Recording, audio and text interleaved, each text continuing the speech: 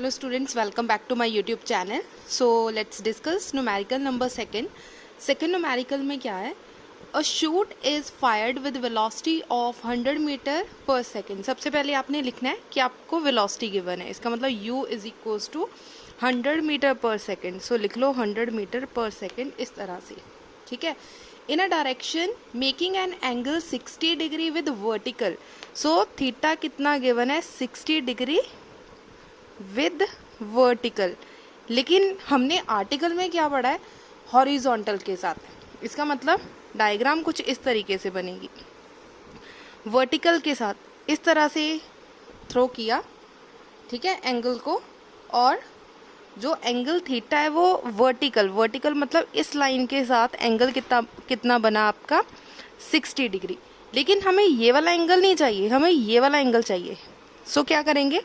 90 minus 60 is equals to 30. हमें horizontal के साथ एंगल चाहिए. So theta is equals to 30 degree with horizontal. ये बात आई समझ में? क्योंकि हमें सारी टर्म हॉरिजॉन्टल में चाहिए. ठीक है.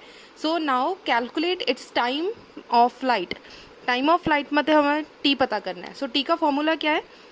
u sine theta divided by g. ठीक है.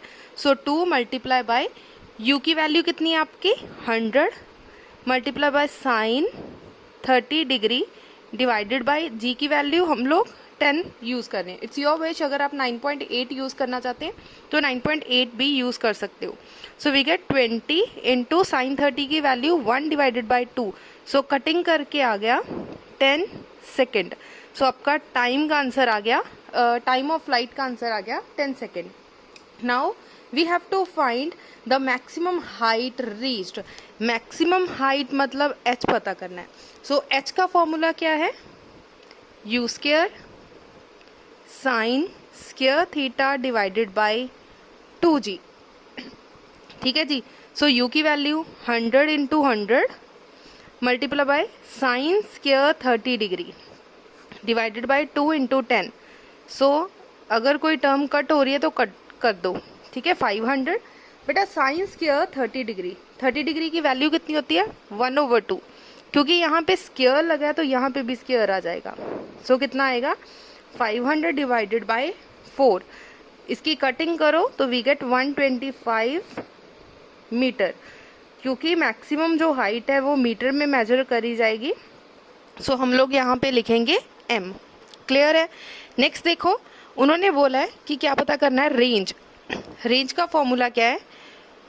u square sine 2 theta divided by g. Now put the values. 100 into 100 sine 2 into 30 degree divided by g की वैल्यू 10. ठीक है. सो इस तरीके से हम लोग वैल्यू पुट कर रहे हैं.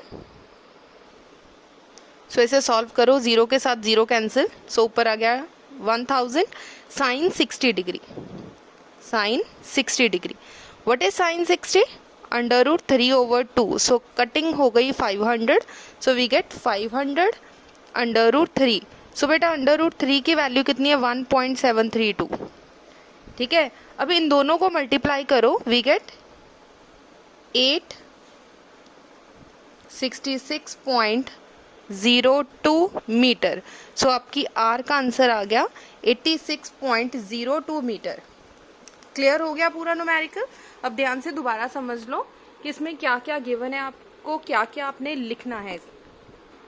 सो क्वेश्चन में बोला गया था a shoot is fired with velocity of 100 meter per second. हमने लिख दिया u is equal to 100 meter per second in a direction making an angle 60 degree with vertical. हमें वर्टिकल एंगल नहीं चाहिए, हमें हॉरिजॉन्टल एंगल चाहिए. So 90 minus 60 equals to 30 degree.